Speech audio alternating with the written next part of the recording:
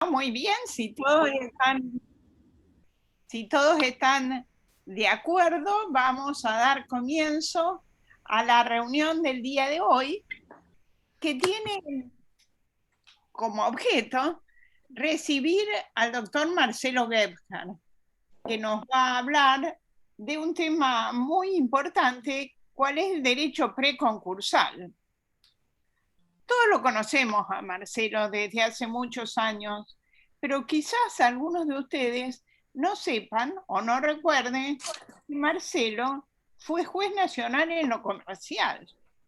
Ahí se inició, después de algunos años de ejercicio de la profesión, en el año 1983 a 1986 fue juez comercial y obtuvo en esta función mucha experiencia, a partir de la cual fundó su propio estudio, que es el estudio Aguirre Saravia Gebhardt, que está destinado al derecho empresarial. Pero aparte de tener un estudio exitoso dedicado al derecho empresarial, Marcelo nunca abandonó la facultad y tiene los títulos máximos que se pueden obtener en la carrera académica. El primer título es el de doctor en la Universidad de Buenos Aires, con una tesis que está cerca del tema que va a abordar hoy, que fue la tesis de la prevención de la insolvencia, que fue calificada como sobresaliente. Pero además de dedicarse a la actividad académica, seguir escribiendo y dando clases y trabajar activamente en la profesión, Marcelo Gebhardt se ha destacado por trabajar para la universidad en tareas de gerenciamiento. Es decir, Marcelo es hoy vicedecano de la Facultad de Derecho en la Universidad de Buenos Aires. Pero no empezó esta carrera tan difícil, cual es la de administrar y dirigir una universidad, directamente siendo vicedecano en la Facultad de Derecho de la Universidad de Buenos Aires, sino que antes de eso fue decano en una facultad de Derecho diferente, que es la Facultad de Derecho de San Isidro, doctor Plácido Marín, desde el año 2012 al 2018. En el 2018 es designado hasta el 2022, es decir, hasta el año que viene, como vicedecano de la Facultad de Derecho de la Universidad de Buenos Aires. Pero como si no fuera poco, ejercer la profesión, dedicarse a la vida académica, dirigir la facultad de Derecho más grande de nuestro país. Además de eso, Marcelo ha sido asesor legislativo en múltiples oportunidades para importantes proyectos de ley, pero tiene una cosa que es súper importante y que lo distingue, y es que es vocal del Tribunal de Ética. Ustedes pensarán que es vocal del Tribunal de Ética del Colegio de Abogados. No, es vocal del Tribunal de Ética de la AFA, la Asociación de Fútbol Argentino. Y con eso ya no le queda más tiempo libre. Yo no sé cómo hace para poder dormir o dedicarse a nosotros, los amigos, o a la familia. Y en esta intensa vida académica y profesional le agradezco especialmente el tiempo que nos dedica para darnos la charla de hoy y para hacerlo desde el punto de vista del derecho comparado. Muchísimas gracias, Marcelo, por estar en esta que es tu asociación. Graciela, presidenta, muy querida amiga, muchas gracias. Realmente has hecho una presentación, digamos, muy cálida y excesiva, a mi juicio. Creo, no me alcanzan a ver, pero me he puesto colorado.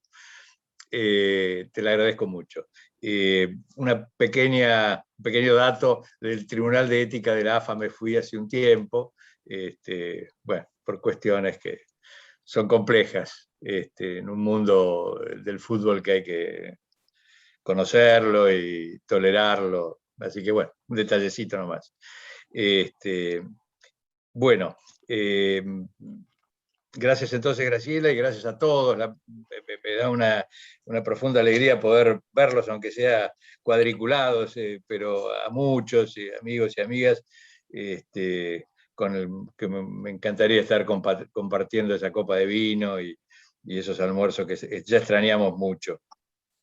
Es un orgullo, Graciela y estimados amigos, pertenecer a esta asociación que produce tanto trabajo, que tiene una producción científica incesante, aún con esta enorme dificultad que estamos viviendo. Bueno, antes de abordar el tema, quiero hacer alguna reflexión, porque yo no puedo escapar, quizá debe ser propio de los efectos que produce el encierro, la pandemia, ¿no? Pero no puedo ocultar un sentimiento de agobio, de algún grado de angustia, ¿no?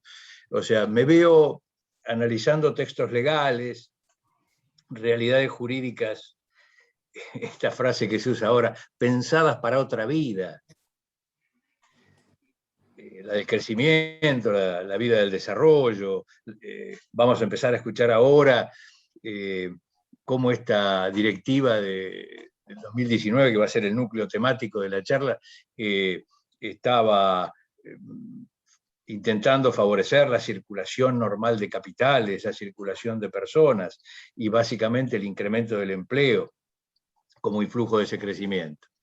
Entonces, decir que vamos a hablar de eso y estar en este cambio, en este tiempo, con el enorme dolor social que aqueja a nuestro país, con la parálisis económica, los números son verdaderamente agobiantes, se habla de 80.000 empresas cerradas, según el dato de la Confederación Empresaria. Los datos oficiales nos ubican un poco más abajo, porque son los que registran los aportes a la seguridad social, pero las entidades privadas calculan que hay un cierre entre 80 y 90.000 empresas en este tiempo.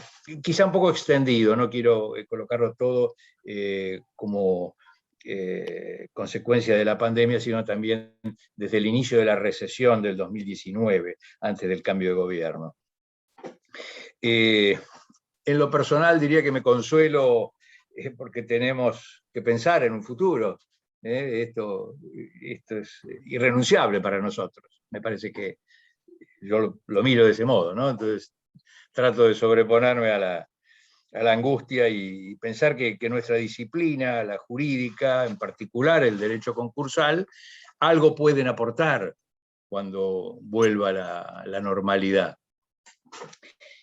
Les cuento, quizá alguno de los amigos ha estado escuchando, creo que Fernando Márquez, por lo menos recuerdo seguro que hemos tenido algún contacto por esta vía.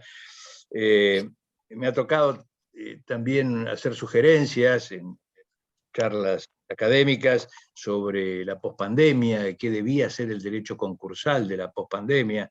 Y bueno, y allí me enfrasqué en un planteo que reposa en una base, o pretende reposar, ¿no es cierto? Darle base legal a una salida basada en una ética solidaria, en un esfuerzo colectivo.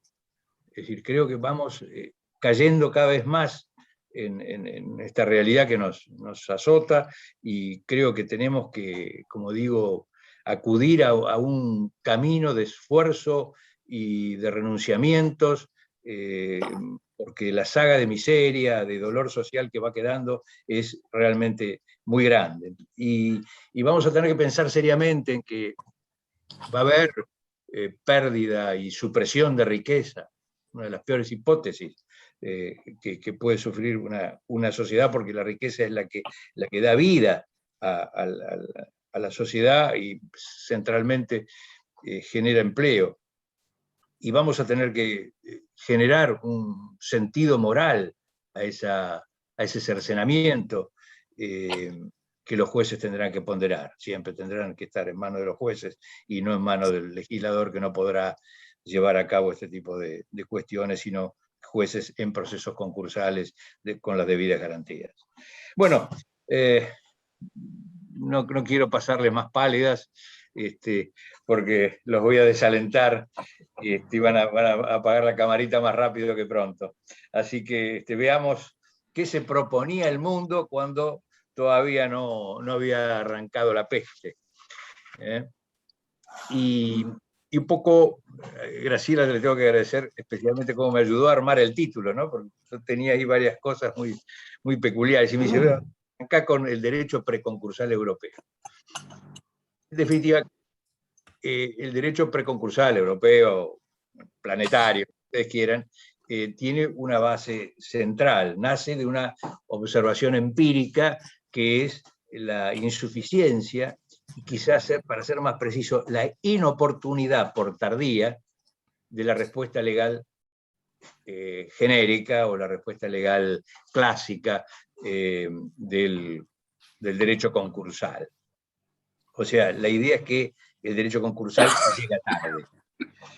Y decimos, por eso esto surge, es una mirada que surge de la experiencia, que cuando una empresa transpone o pisa el umbral de la cesación de pagos, ingresa en esa situación de impotencia patrimonial, la ley le pone a disposición remedios para remover ese estado del patrimonio, pero estadísticamente y empíricamente vemos que se revelan insuficientes. O sea, pocos vuelven, logran dar el paso atrás del umbral que pisaron, y pocos se reactivan. Por supuesto que existen las empresas y compañías y clubes de fútbol que han vuelto de los estados de cesación de pagos, pero la idea es que hay un fuerte demérito, un detrimento importante en las fuentes de trabajo y en los derechos creditorios de los acreedores. Ese dato es insoslayable, más allá de que la empresa en sí misma se recupere en alguna medida. Entonces, de allí, las primeras pautas, los primeros elementos que se ha trabajado en este derecho que denominamos preconcursal, es proclamar la necesidad del abordaje temprano de los problemas que frecuentemente se ocultan. Y se ocultan porque normalmente el empresario sufre el estigma de la presentación en concurso o en quiebra, y eso va retrasando la solución, y la idea es visibilizar, ¿no? Permitir que se visualice de un modo más oportuno la cercanía de la crisis, para ver si se le puede dar una respuesta mejor que la que aparece tardíamente. El derecho preconcursal, entonces, podemos definir en dos palabras, es un conjunto de herramientas jurídicas que tienen como objetivo evitar la insolvencia. Por eso hablamos de prevención de la insolvencia, esa tesis que ahí el doctor Echeverry tiene la culpa de haberla aprobado con mucho entusiasmo. Pero bueno, ahora tiene que volverlo a escuchar. Bueno, ¿cuál es, digamos, definido así el derecho preconcursal? Tenemos que ver la legislación europea, y centralmente, porque sería imposible repasar en esta charla todo el derecho europeo, que es mucho y creativo, que ha trabajado sobre sistemas de preinsolvencia, o de prevención de la insolvencia, o de derecho preconcursal, sería un poco el denominador común. Les decía que el núcleo temático que he elegido para tocar el tema y luego hacer reflexiones comparatistas es la directiva 1023 del año 2019 de la Unión Europea, donde especialmente se destaca que se va a dedicar o va a propender al establecimiento de marcos de reestructuración preventiva de empresas y de personas humanas en crisis. Me apresuro a decir que esto de personas humanas en crisis, no obstante, está limitado. O sea, esta directiva claramente excluye al sujeto sin organización empresaria, que llamamos al consumidor desde alguna mirada, o la persona particular sin organización empresaria está fuera de esta directiva, está dirigido a empresas pequeñas, medianas e incluso a empresarios, o sea, sujetos a personas humanas con organización empresaria. Digamos, Europa es, yo diría, la cuna del derecho preconcursal, es decir, y no es sorprendente por ello que la Comunidad Económica Europea, a través de sus órganos comunitarios, se haya preocupado. Incluso teníamos una directiva precedente del 2017, la 1132, también sobre reestructuración e insolvencia. Vuelvo al comentario del inicio, no puedo soslayar que los tiempos que se había establecido en la directiva han sido postergados, han sido influidos por la pandemia, ¿no es cierto? O sea, ya en 2021 los Estados miembros ya debieran haber adoptado las normas que impone la directiva, que como ustedes saben es vinculante, ¿no es cierto? La desgracia planetaria puso en pausa los plazos previstos para la puesta en marcha. Algunos quedan, porque eran en el 2021, omití decir eso. Ahora en julio del 2021 los estados debían reformar y receptar las directivas. Otros aspectos de la directiva mantienen, veremos hasta dónde pueden hacerlo, dos plazos importantes: julio del 2024 para la adopción de una comunicación estrictamente por medios electrónicos. O sea, vamos creciendo en el ámbito de la despapelización y la desaparición de los sistemas clásicos de comunicación y demás. Y tenía previsto la directiva hasta 2026, en julio, para cuestiones de procedimiento de insolvencia transfronteriza, que como que se ha querido dar una mayor pausa precisamente por la necesidad de que los estados interactúen para poder llegar a una legislación acorde con la que se espera. Yo diría que los sistemas de prevención y de reestructuración tienen un anclaje importante en la legislación comparada, es decir, la directiva, como digo, no nace y con eso hace nacer el derecho preconcursal. Incluso hay instituciones consagradas legislativamente en diversos países de la comunidad, y que este es un tema que quiero rescatar porque se puede ver a lo largo de los años, como es una institución nueva, los textos están muy a la mano, es posible ver cómo se fue aminorando la resistencia que generaba.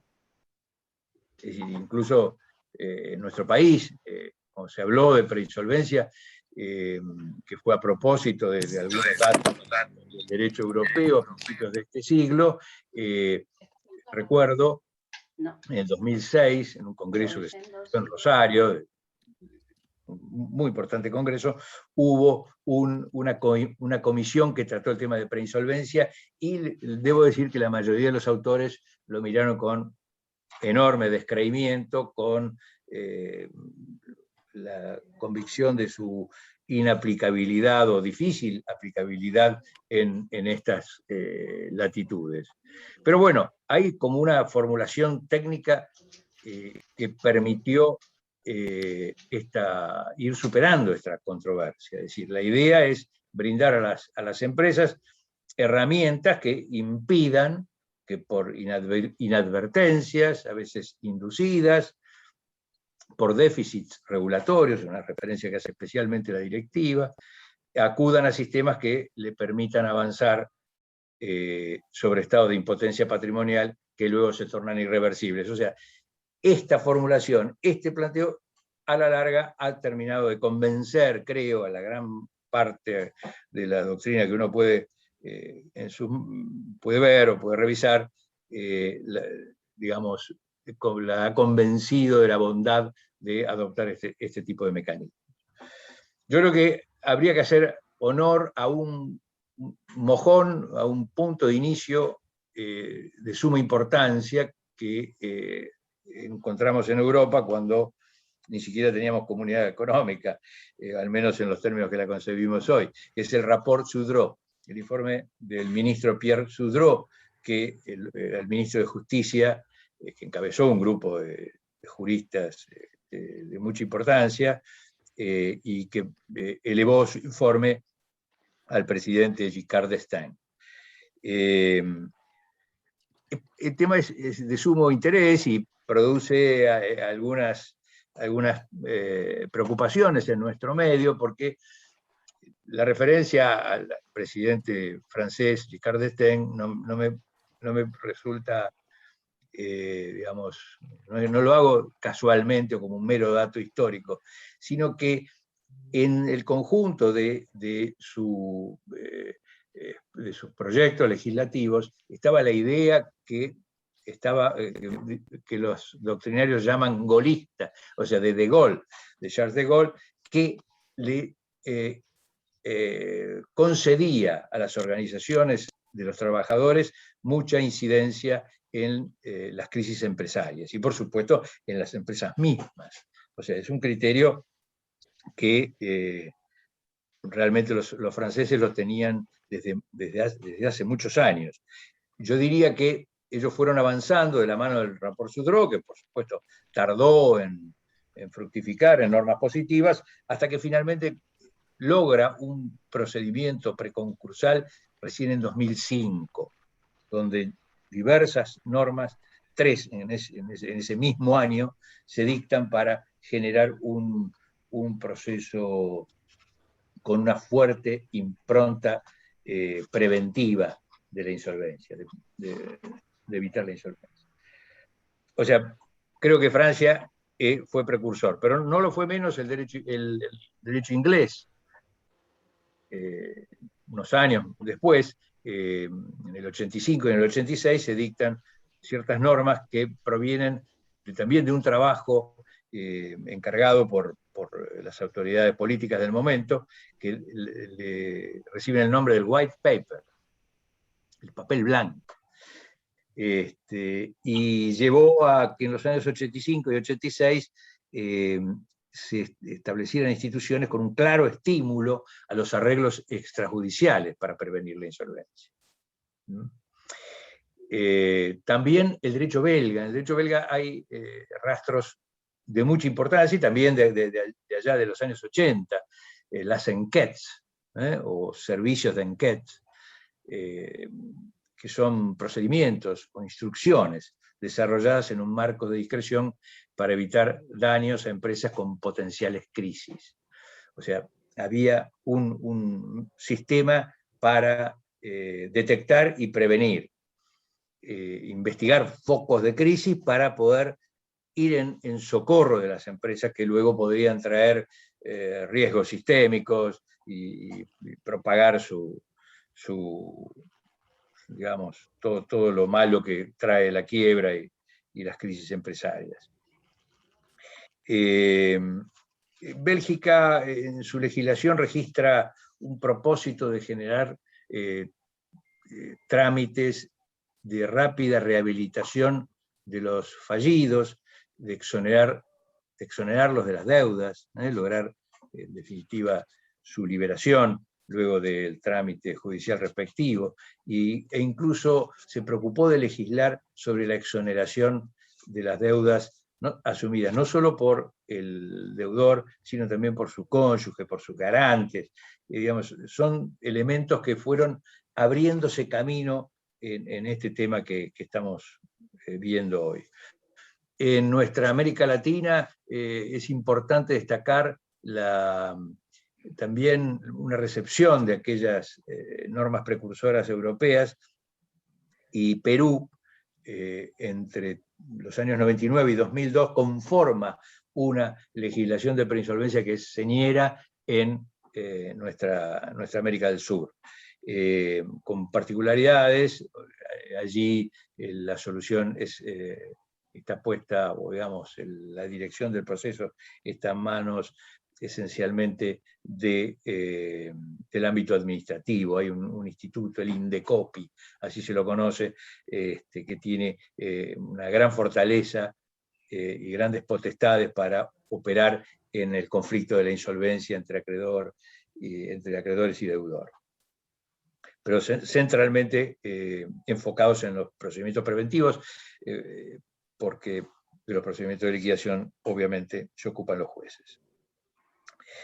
Hay otro dato que también quiero mencionar cuando encaramos esta cuestión en Europa, que son la aparición de organizaciones no gubernamentales en Holanda, Inglaterra, Bélgica, que brindan asesoramientos a las empresas y a las personas que tienen estas dificultades que pueden concluir o que están cercanas a la crisis de insolvencia. Y estas organizaciones han dado respuesta a una de las dificultades más notables del abordaje temprano de la cesación de pagos, que es que se brindan en forma gratuita. Es decir, el tema, una de las grandes preocupaciones en el derecho de preinsolvencia es afrontar costos que en principio pueden ser excesivos. Estos servicios que aparecen en estas organizaciones no gubernamentales son en general gratuitos y están sostenidos por las organizaciones empresariales de los diversos países. Es un dato, como ustedes aprecian, no menor.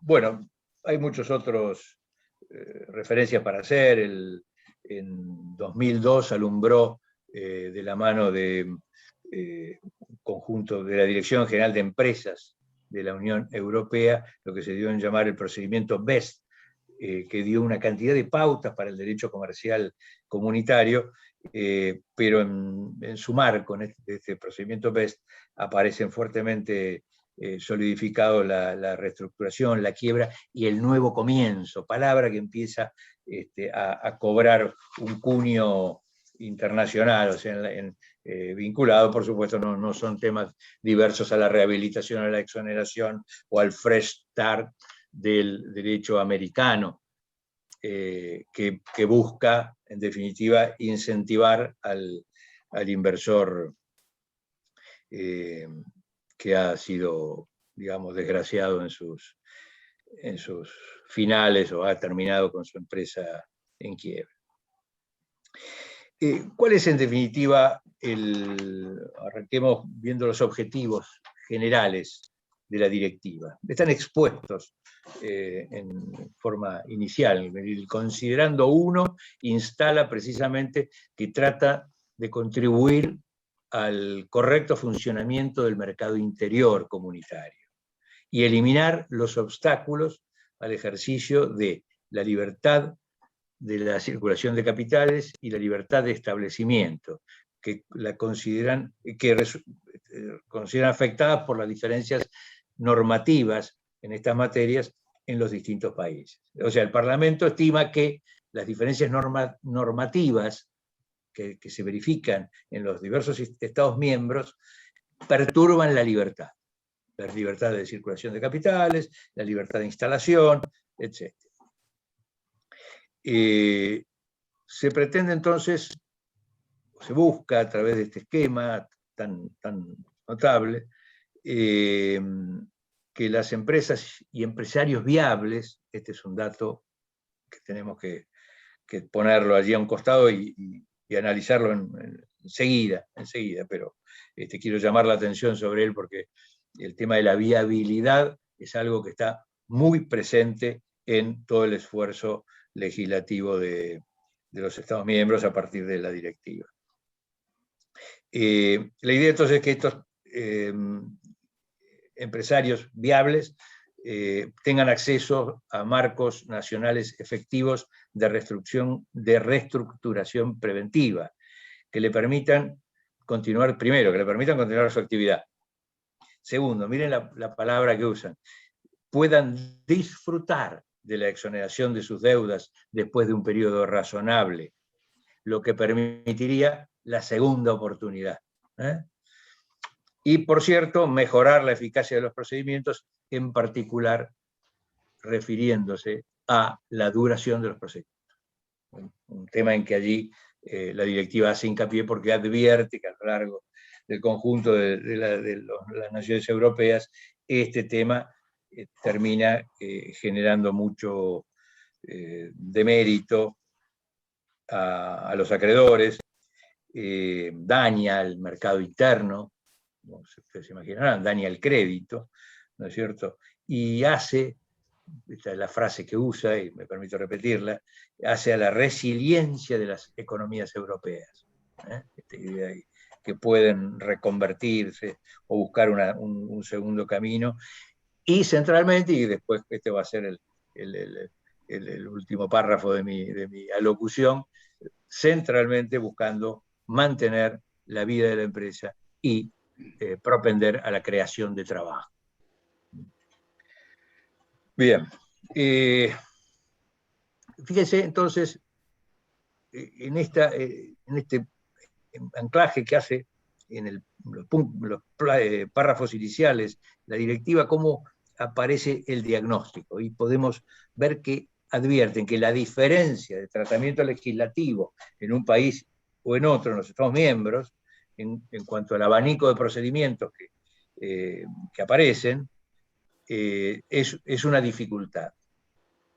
Y la directiva los distingue, hace una especie de separación en relación a los que llama relativamente tardíos o de más temprano abordaje. Como ven, pone el cuchillo a fondo en ese ámbito, es decir, en el abordaje temprano. Y sostiene que los que tienen el abordaje relativamente tardío, se ve que allí utilizan un mecanismo de alguna indulgencia para algunos países, terminan siendo perjudiciales. Y agrega otros problemas en este diagnóstico. Puntualiza que son muy formales, dato que tenemos y que limitan excesivamente el recurso, la recurrencia, a soluciones extrajudiciales. Este también es otro de los temas. Preocupa también en esta zona de diagnóstico que encontramos en el documento del Parlamento Europeo, la preocupación por la variación de un Estado a otro en temas de segunda oportunidad y de exoneración. Y eso, sostienen, inhibe el espíritu empresarial y quita libertad de movimientos dentro de la comunidad. Otro tema que aborda y lo deja como una preocupación notable, y que acá tenemos algunas profesoras especialistas, como María del Sausal, que la vi por ahí, y Frida, que también la tenemos. La directiva señala la problemática de inversión en empresas con establecimientos y activos en distintas jurisdicciones, en distintos países, y la ineficiencia a la hora de las reestructuraciones de los grupos. Y hace foco en carencias predictivas o análisis que tienen los inversores para evaluar los riesgos de las actividades transfronterizas. Entonces, en este punto también va a hacer hincapié, como les contaba al inicio, con mucho margen, hasta el 2026, para generar una legislación acorde con estos temas. ¿Cuáles son los aportes que hace o dónde quiere la directiva hacer hincapié para lograr los avances que pretende? Bueno, el tema de las alertas tempranas es central. Pretende que este tipo de alarmas que puedan ser visualizadas por los deudores, por los eventuales afectados por la futura insolvencia, o sea, los acreedores, los trabajadores, o sea, que todos puedan tener a la vista, que no se enteren por los diarios, como diríamos acá, en términos más vulgares, ¿no es cierto? Y que puedan actuar advirtiendo a tiempo la necesidad de buscar una respuesta a la crisis inminente. Y reclama que esas alertas sean claras y transparentes. Y yo diría que nos deja con un concepto, como ven, muy amplio, muy categórico desde el punto de vista de su, digamos, moralidad, de su criterio transparente, pero también nos deja con un cierto gusto a poco, porque no nos da algunas pautas de cuáles pueden ser. Mencionan básicamente dos: los problemas de tipo impositivo, o sea, cuando el deudor deja de atender regularmente las deudas impositivas, y las cotizaciones, como dice la traducción española, de la seguridad social. Esto es un clásico en la Argentina, es decir, nuestro empresario lo primero que deja de pagar son los impuestos, porque bueno, sabe que el acreedor fiscal es más remolón, digamos, y no le está golpeando la puerta cada 5 minutos. Pero bueno, yo creo que se podría haber trabajado más. Acá le deja un amplio marco a los Estados miembros para que establezcan cuáles son las alarmas a ponderar en su ocasión, en la ocasión de que se trate. Algunas han sido trabajadas, aparecen en derecho comparado y son interesantes. Una que aparece muy frecuentemente es cuando dejan de sostenerse las obligaciones medioambientales. Siempre el tema del medio ambiente, hoy, bueno, especialmente en Europa, es un tema de suma sensibilidad, pero esto es un dato de la realidad que podemos recoger. El deudor deja de, no sé, para decirlo en términos muy prácticos, de atender eficientemente su planta de tratamiento de efluentes o de elementos que se vinculan a la seguridad industrial, ¿no es cierto? ¿Por qué? Porque son datos que se pueden ir, pueden ser alargados en el tiempo. Bueno, lo cierto, la directiva es muy corta en este punto, es muy precisa, dice alertas claras y transparentes, y menciona nada más que la defección en términos de deudas fiscales y previsionales, o de la seguridad social, como dice en términos textuales. La directiva impone también esta cuestión que mencionaba yo hace un rato cuando hablaba de los antecedentes de Bélgica, de Holanda, de Inglaterra, donde aparecen servicios de asesoramiento que dice pueden organizarse estatales o privados, pero las legislaciones estaduales van a tener que organizarlo. ¿Por qué? Porque acá, de nuevo, y quizá me repito, pero todos sabemos que el deudor siempre se resiste a actuar. Si tenemos un organismo que lo invita a hacerlo y lo pone en situación, o lo pone en evidencia, para decirlo en términos coloquiales, evidentemente vamos a lograr una mayor rapidez en el acceso a los remedios judiciales. La otra herramienta con la que quiere trabajar que los estados acepten es incentivar a que los terceros cuenten con información pública. El texto en español dice en línea, o lo que diríamos hoy online o en tiempo real. Me parece fuertísimo para nuestra cultura, pero bueno, esto es lo que reclama la directiva, o sea, quiere que las contabilidades, sobre todo de las grandes empresas, vamos a ver que después hace un distingo con las pequeñas y medianas, pero que las grandes empresas sean contabilidades públicas en serio y que las dificultades de esta naturaleza puedan ser apreciadas en tiempo oportuno. Y acá aparece aquella impronta golista de la que hablaba al inicio, ¿no? Especialmente dice, los estados deberán proporcionar apoyo a los sindicatos para evaluar la situación económica del deudor. Claro, en la Argentina nos preocupa, ¿no? Porque imaginamos al jefe de los camioneros y se nos ponen los pelos de punta. Pero bueno, así está planteada la cosa. Bueno,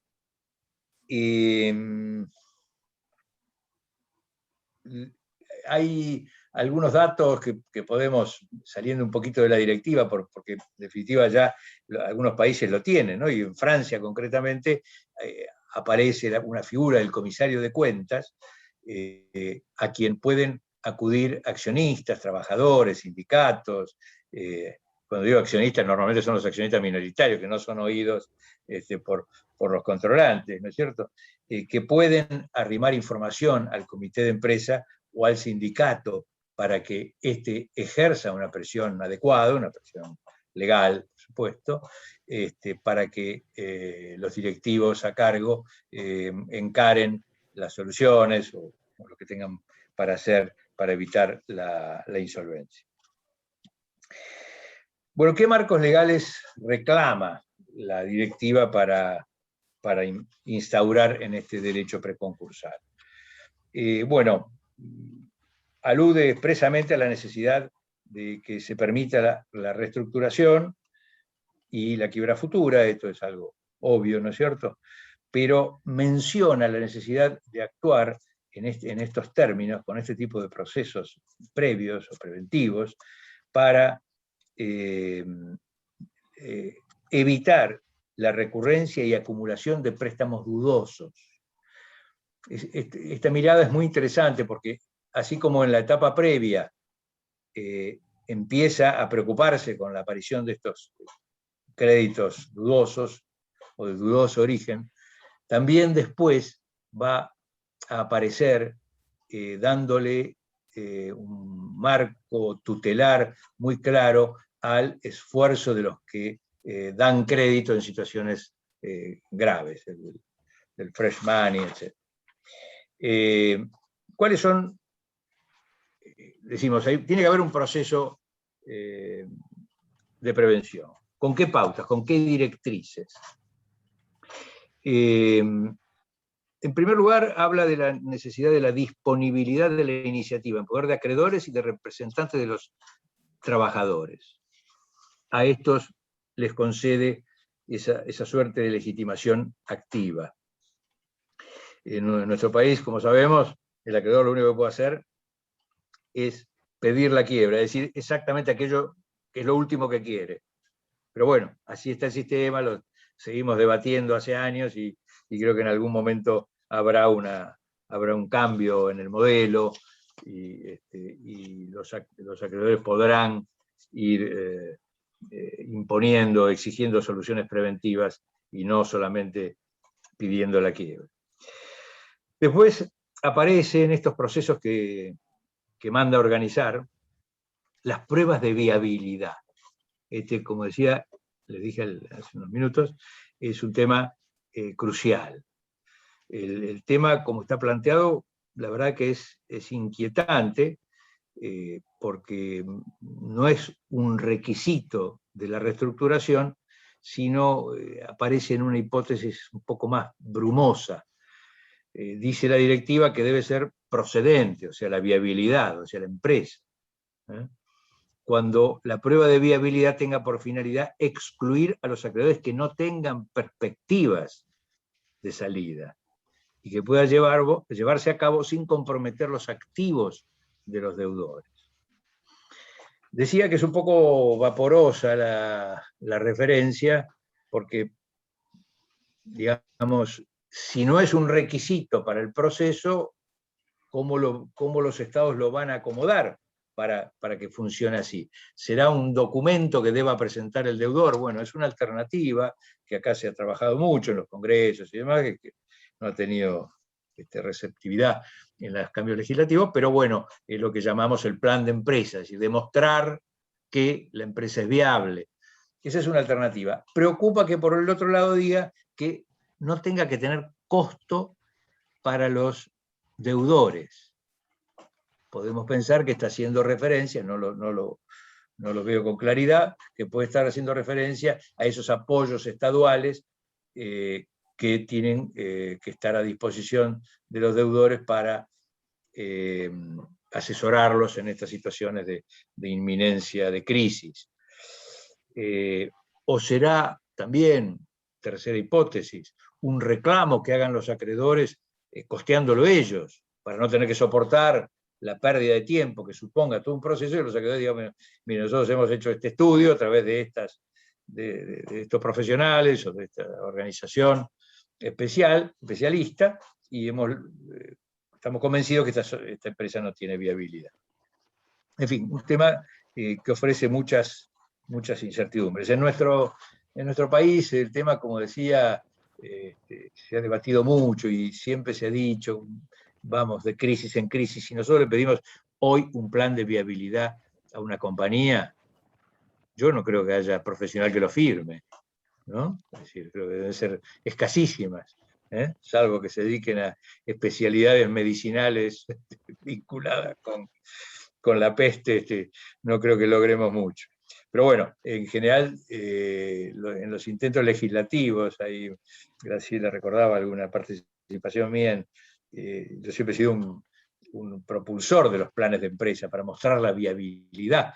Y la verdad es que esto no ha prosperado porque se estima que sería un valladar infranqueable para nuestros empresarios, que nunca podrían probar la viabilidad y que, bueno, vamos hacia adelante tratando de preservar el empleo y aplicamos un siga-siga como algún árbitro de fútbol.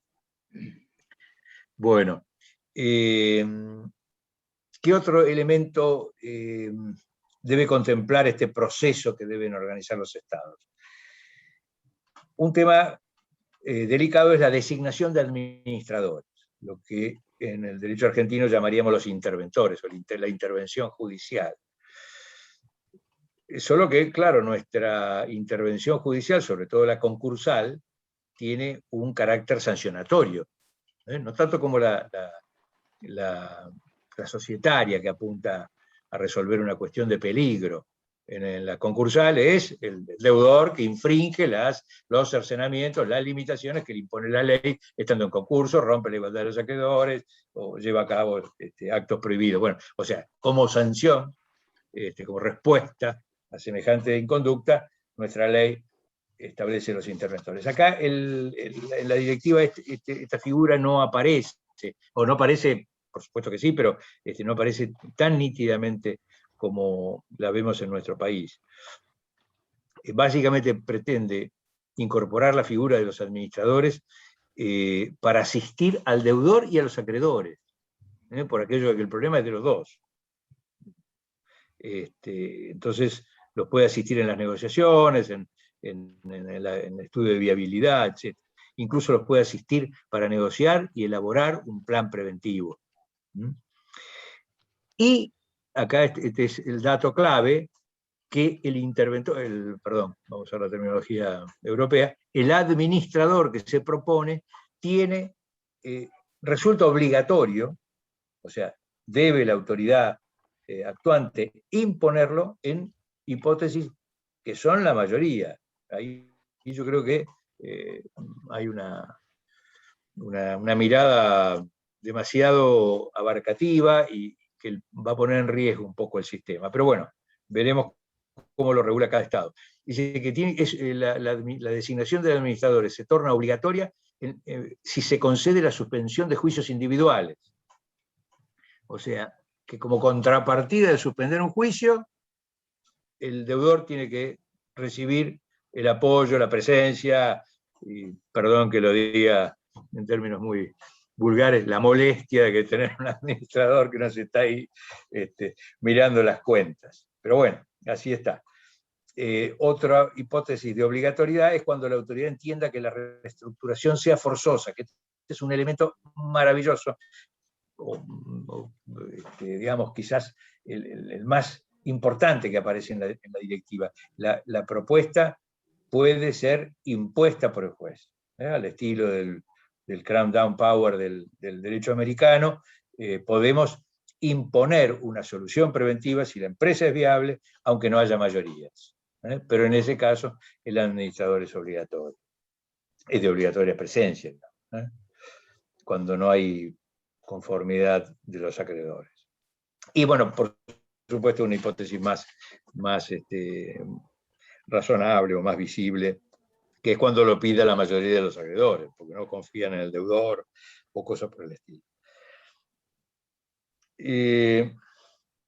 Después, bueno, son figuras más de detalle, ¿no es cierto? La suspensión de ejecuciones singulares no pueden durar más de 12 meses, y básicamente se vincula con el tema de la viabilidad de la empresa. Si tenemos problemas de viabilidad, esta suspensión no va a funcionar con semejante laxitud, con semejante extensión de tiempo. Y también cabe destacar la importancia que la directiva le da a las potestades judiciales o administrativas y de los órganos que van a estar conduciendo los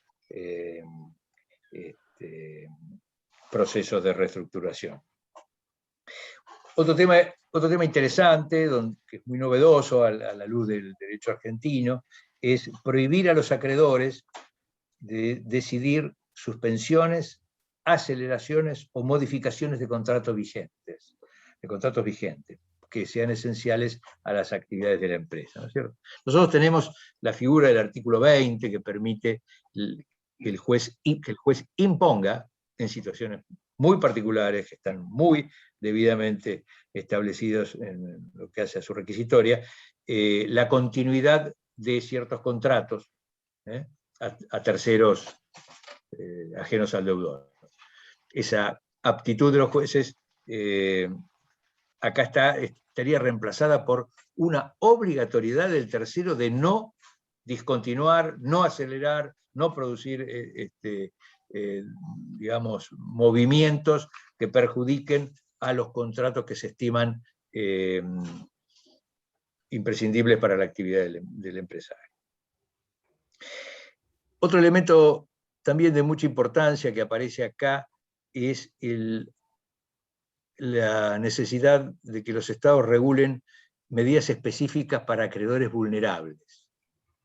Este es un tema que ya ha aparecido en nuestra praxis judicial, incluso con algún pronunciamiento de la Corte, en hipótesis donde la situación, recuerdo de un enfermo terminal, obligaba a romper la pars conditio creditorum, que lucía en ese caso como un formalismo inaceptable. Bueno, la directiva manda regular sobre este tema, que en la Argentina, como digo, apenas tiene un anclaje jurisprudencial y muy, muy acotado. Es interesante después ver el tema de la homologación o no, la homologación o no de los acuerdos de reestructuración. Interesante de destacar es que no siempre es obligatorio, alcanza el acuerdo privado, pero sí lo es en algunos casos que llaman la atención, al menos están un poco fuera de nuestra cultura, pero llaman la atención, cuando aparece el fresh money, cuando aparece la nueva financiación. Esto tiene que pasar por una homologación. La directiva habla de una confirmación. Esa es la terminología que utiliza. Es interesante, porque el tema se vincula con el lavado de dinero, se vincula con algunas posiciones que pueden tener algunos accionistas que pueden estar tratando de sacar un provecho indebido de la situación. Y encuentra plena razonabilidad porque en el fresh money la respuesta clásica de las legislaciones que han protegido las financiaciones nuevas es la de concederle privilegios, convertirlos en créditos prededucibles. Entonces es lógico que la directiva haya previsto que en estos casos necesite una homologación judicial. Y otro caso también muy curioso es si la reestructuración implica que se pierda más del 25% de los puestos de trabajo. O sea que podemos observar allí la preocupación del legislador comunitario en este tema. Si vamos a perder puestos de trabajo, el plan tiene que pasar sí o sí por la confirmación judicial o administrativa, según sea el ámbito donde se instale el proceso que estamos estudiando. Después, un tema, estamos bien de tiempo, ¿no, Presidenta? No sé, usted me hace algunas señas. Me estamos justo ya. Ya estamos justo. Oh, bueno, tengo tanto. Bueno, una cosita interesante, porque los que andan en concurso les va a resultar familiar y les va a resultar interesante el dato. Aparece digamos, para estos planes, para estos sistemas de reestructuración, la introducción de un concepto que se denomina prueba del interés superior de los acreedores. Estamos acostumbrados al interés superior del niño, en fin, una serie de alternativas. Bueno, acá ahora lo llevamos al plano estrictamente crematístico, y lo que interesa es el interés superior, iba a decir de los mangos, pero digamos de los acreedores. El concepto es interesante porque es de más vasto alcance que el que nosotros usamos. Nuestros jueces usan un concepto parecido, nuestros jueces, nuestra doctrina, ¿no?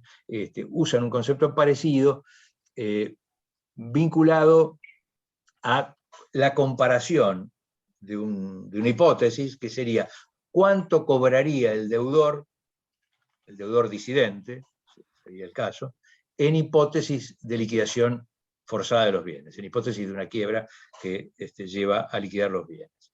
Este test lo hacemos frecuentemente en la vida profesional, es algo que está instalado, o sea, no es ninguna novedad. Pero acá los criterios se amplían, porque el interés superior hay que demostrarlo en relación a las diversas alternativas que podrían sucederse al mecanismo de reestructuración. Es decir, no la única alternativa para nuestro análisis, el que tenemos agendado en nuestro disco rígido, es en comparación con una hipotética quiebra. En la directiva aparece la mejor de las soluciones alternativas, es decir, que pueden plantearse varias alternativas y hay que superarlas a todas para lograr mostrar que el interés superior de los acreedores no ha sido vulnerado. Bueno, hablábamos ya de la reestructuración forzosa, no quiero detenerme en eso. Una pauta sí muy importante, porque toca y nos interpela mucho en el derecho local argentino, que es el tema de la exoneración de deudas. Uno de los títulos, la cantidad, digamos, de conceptos que le dedica la directiva a la exoneración del deudor, a su liberación, luego de transcurrido cierto plazo y luego de traspasados los trámites de este proceso, son categóricos. O sea, como le decía, dice, acá se pone en juego el espíritu empresarial y hay que ser categórico en la solución. Y en la Argentina no lo somos. La ley del 95 dejó allí un bache que puede ser medianamente claro, no lo es del todo, en las personas humanas, que deben quedar sometidos al desapoderamiento hasta su rehabilitación. O sea, nuestro derecho utiliza ese esquema, pero tampoco declara la exoneración de las deudas. O sea, ahí quedó, digamos, podemos inferirlo, hay un juego del artículo 238 con el 107, en las personas físicas es más claro, en las personas humanas, mientras que en las personas jurídicas es más complejo, porque la rehabilitación de la persona jurídica solo se da si levanta la quiebra. En todo caso, no hay exoneración de deuda posible. De manera que allí tenemos un tema. Y para el legislador comunitario esto es central. Uno de los grandes temas es la exoneración. Por eso, así en este final un poquito apurado que hago, Presidenta, no quería dejar de mencionarlo. Y menciona los 3 años, que nadie puede estar más de 3 años sometido a deudas contraídas con anterioridad. Al cabo de los 3 años de un 10 a cubo que puede debatirse, pero que lo aconseja, que sea el inicio del proceso de reestructuración, que en ese instante comience el plazo, que no podrá ser mayor a 3 años, podrá ser menor. Bueno,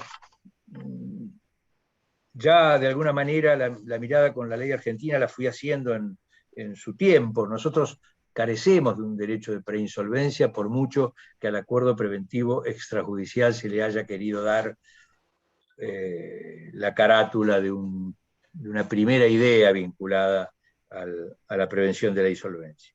Creo que lo es, que creo que fue un gran paso del legislador del 95, complementado con la reforma ahí de la emergencia ya en el 2002, ¿no es cierto?, donde se abrió el sistema del acuerdo preventivo extrajudicial para una cantidad de deudores.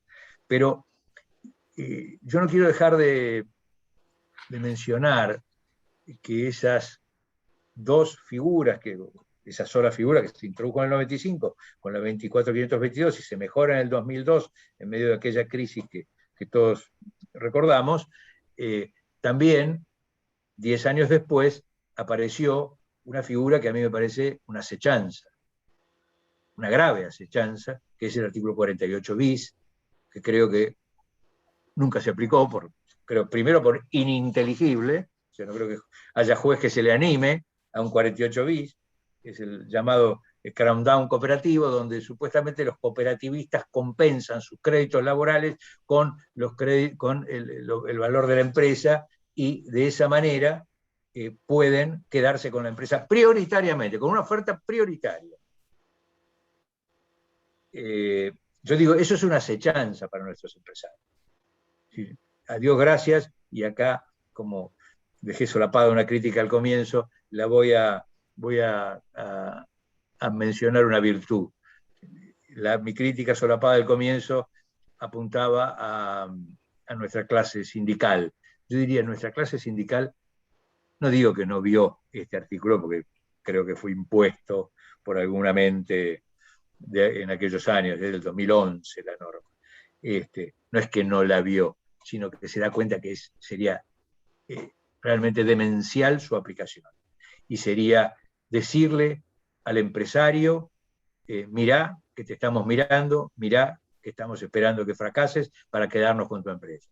Ese sería un mensaje ya lapidario para cualquier intento de diversificar nuestras inversiones alicaídas. Bueno, respiro y en fin, termino con 2 o 3 propuestas, Graciela, si me dejas un minutito más. Por supuesto, sí. Bueno, yo me atrevo a decir, para terminar, que no es dudoso que la inclusión de un derecho preconcursal o de soluciones de preinsolvencia serían un salto de calidad para la legislación argentina. Por mucho que quizás sirva solo para un universo pequeño, probablemente. En los inicios no tendremos una utilización generalizada del sistema, pero creo que sería un salto de calidad. Generar procesos abreviados de prevención de la insolvencia, esto es clave, los tiempos son centrales. Hoy un concurso preventivo, todos sabemos que insume no menos de 15 meses, y ahora con los tiempos judiciales que se vienen a complicar, no quiero ni pensar. Pero los procesos de reestructuración o de preinsolvencia deben ser procesos rápidos. Es decir, es inconsistente pensar en una crisis que quiero evitar la insolvencia y que voy a estar un año discutiendo sobre el tema. Un sistema de incentivos y de castigos, es decir, nuestros dirigentes de empresas tienen que estar incentivados. ¿Incentivados con qué? Con que van a ser tratados con mano de seda si la empresa quiebra. Deben estar incentivados a presentarse tempranamente. Hoy es dudoso si hay una... Por supuesto, podemos decir que aquel que prolonga indebidamente, nosotros lo sabemos, pero también sabemos que es una presencia algo evanescente en la ley. ¿Cuál va a ser el daño? Es decir, y no conozco casos donde se haya dicho, bueno, usted tardó 6 meses en presentar su empresa en concursos preventivos y consecuentemente va a sufrir un juicio de daños y perjuicios. No es una causal que mueva. Y yo creo que la incentivación debe estar ahí, porque de lo contrario nuestros dirigentes de empresas están sometidos al controlante y lo están mirando como pidiendo permiso. Y esto es algo que hay que borrarlo de nuestra cultura. Es decir, no es el que es director de una compañía, no tiene que estar agradeciéndole al controlante de haberlo sido, tiene que cumplir los deberes que le impone la ley, y incentivarlo a actuar con premura sería una de las alternativas. Bueno, y necesidad de legislar con claridad sobre los sistemas de exoneración de deuda me parece también muy, muy importante.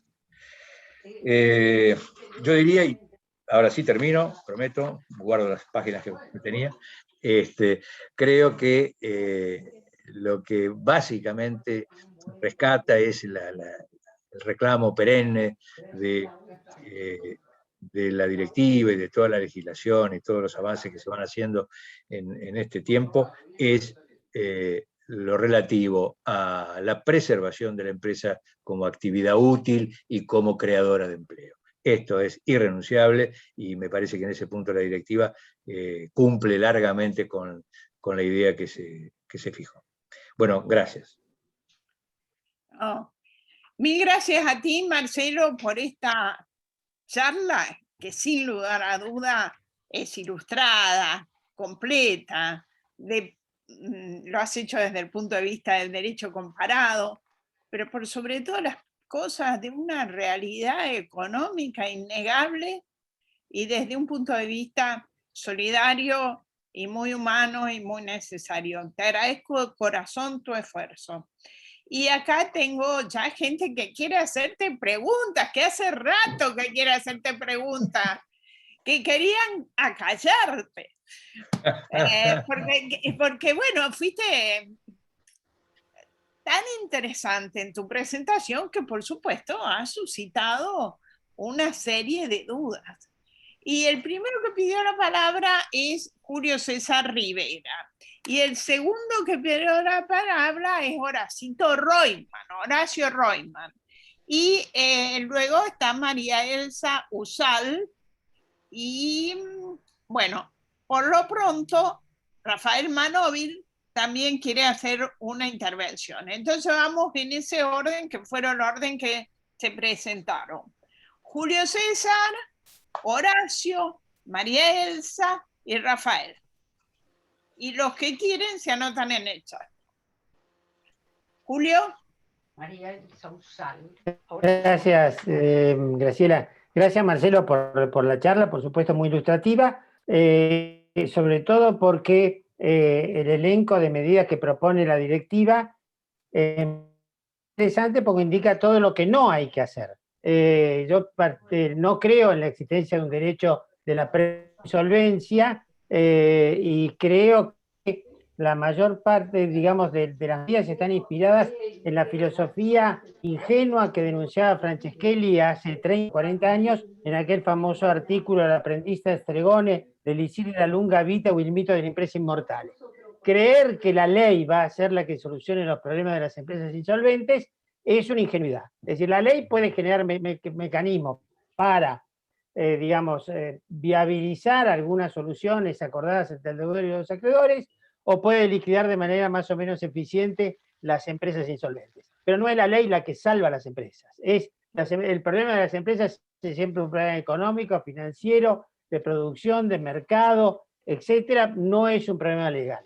Con lo cual, todo este derecho, digamos, pensado por técnicos, juristas que creen que a través de sistemas de prevención temprana, alertas tempranas, etcétera, van a generar que los empresarios se presenten y con eso generen planes que realmente salven a la empresa, realmente creo que sigue siendo de aquella misma ingenuidad Franceschelli hace 40 años atrás. Y sobre todo en la Argentina, donde vos mismo señalás cómo hacer un plan de viabilidad en la República Argentina. La ley exige desde hace muchísimos años que, por ejemplo, al síndico, cuando se hacían las juntas de acreedores, informara, por ejemplo, si la propuesta de acuerdo era susceptible de cumplimiento o no. Y recuerdo el síndico, que que se hizo la junta, dijo, bueno, si el país va bien puede cumplir, si el país va mal no puede cumplir. En definitiva, estos son los planes de viabilidad que normalmente estamos acostumbrados a ver los abogados que trabajamos en el ámbito del derecho concursal. La sustitución del directivo por los administradores designados por el juez es la solución del derecho inglés, pero prácticamente no adoptada en ningún otro país, porque implica, acá haría justamente que la gente huyera del sistema de prevención de la insolvencia. Es decir, de lo que pretende el empresario insolvente para evitar el concurso preventivo es la injerencia del síndico. Imagínense si en vez de influir en el síndico, que tiene una injerencia muy limitada en la etapa de concurso preventivo, dice llanamente el juez designar un administrador o un administrador judicial. Esto espantaría a cualquier, digamos, empresario argentino. Información pública, eso es para las empresas que cotizan, pero no, en la Argentina las empresas que cotizan son muy pocas, y muy pocas las que se concursan de las empresas que cotizan. Quizás lo único, digamos, que yo creo que sí realmente requiere nuestro derecho resolver es el tema de la insolvencia de los consumidores y la protección de algunos acreedores vulnerables y voluntarios. En este sentido, sí, efectivamente, desde hace muchos años creo que hay, digamos, algunas iniciativas en ese sentido. Alguna, como decía Marcelo, algún presidente de la Corte, el cual justamente Graciela votó con juez, cambiando una decisión o modificando una jurisprudencia de la Corte anterior que se había resuelto con la integración ordinaria de la misma. Creo que eso sí es muy importante, y también el tratar de los créditos postconcursales cuando hay una financiación que esté destinada al salvataje de la empresa. En la quiebra sí puede haber un free start o new start point y el discharge de las obligaciones preventivo, y no para las personas jurídicas, sino para personas físicas. Que la sociedad se vaya a la quiebra y pueda eventualmente liberarse de sus obligaciones y renacer como persona jurídica, me parece que va en contra de todos los principios jurídicos que hasta ahora hemos conocido. Así que bueno, estos eran mis comentarios. Muchas gracias por lo que hemos aprendido. Muchas gracias, Julio. Julio está en Uruguay, por tus comentarios a la exposición de Marcelo y por decir que es importante la resolución de la Corte de la Nación, que criticaste abiertamente y me dijiste que había echado por la borda todos mis años de carrera judicial. Como No también es cierto, eso fue cuando lo resolviste en San Isidro. Sí. Esta es una asociación de libres pensadores, entonces podemos discutir y tener ideas diferentes. Marcelo, ¿querés contestar o seguís? No, estaría bueno, sí, sí. A ver, digamos, yo no creo que, digamos, pueda superar el descreimiento de Julio, ¿no? O sea, creo que tiene algunas verdades en su reflexión. También me permito decir, con el debido respeto, que si no cambiamos algo, no esperemos que la ley que tenemos pase a ser satisfactoria, que no lo es. Entonces, esta es una iniciativa que obviamente yo la acompaño, digamos, en términos generales, la instauración de un derecho de preinsolvencia, creo que puede ayudar en algún caso. Es como en el caso de la pandemia. Si ahorramos un muerto, y bueno, lo ahorramos. De manera que el resto de la mirada de Julio, con el respeto que le tengo y el cariño, creo que no lo puedo resolver. Gracias, Marcelo. Te cuento que quieren hacerte preguntas Horacio Reumann, Mariel Sausal, Rafael Manovi quiere hacer un comentario, y Daniel Crovi me parece que te va a hacer una pregunta muy, muy importante, que bueno, la dejo que la haga él. Horacio, te escuchamos. Muy buenas tardes. Muy buenas tardes. Estuve sin la cámara porque tengo mala conexión, era para escucharlo bien a Marcelo. Si no me escuchan bien a mí, se pierden lo que yo voy a decir, que no tiene ninguna importancia. Marcelo, excelente tu exposición. Yo también soy un poco escéptico con respecto a los procedimientos preconcursales y quiero decir que en 52 años de practicar esta asignatura he tenido muy pocos éxitos aún en los concursos presentados, y los pocos éxitos que he tenido en la continuación de la empresa han sido en los cuales se contó con financiación. Es un tema que has tratado hoy incidentalmente sobre la base de la propuesta.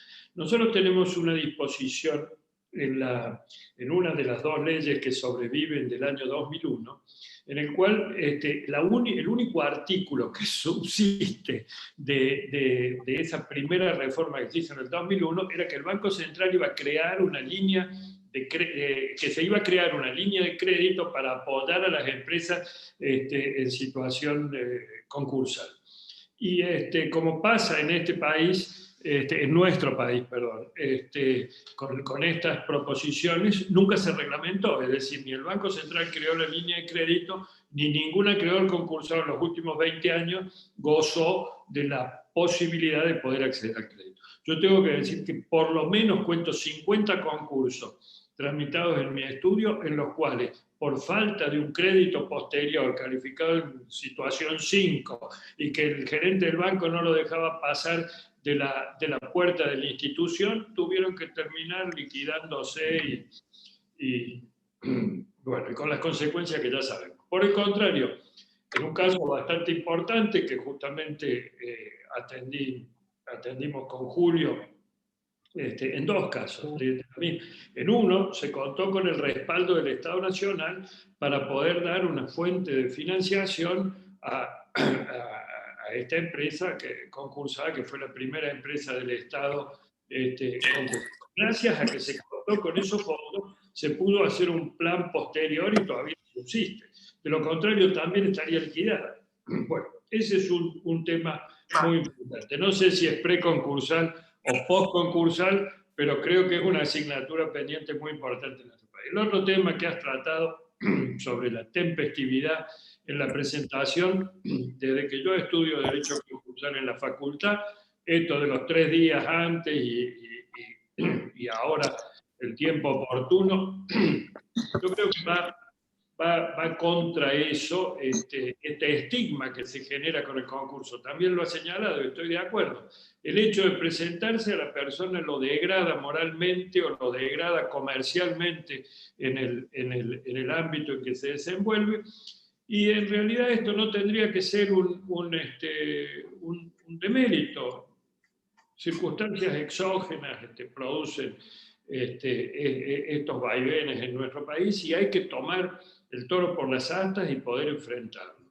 Lamentablemente, la idiosincrasia de nuestros comerciantes o de toda esa comunidad con la que convive el comerciante deudor es bastante dura y bastante difícil, comenzando por el sector bancario. Es decir, que no es solo un cambio de ley, como dice Julio, sino un cambio de mentalidad. Y esto, a lo mejor también desde la doctrina se puede hacer. Y por supuesto estoy de acuerdo que hay normas que pueden ayudar. Estas dos acotaciones a lo que he escuchado con tanto interés. Pero te quiero hacer una pregunta sobre un tema que me parece muy importante y que lo referiste y a lo mejor no escuché bien.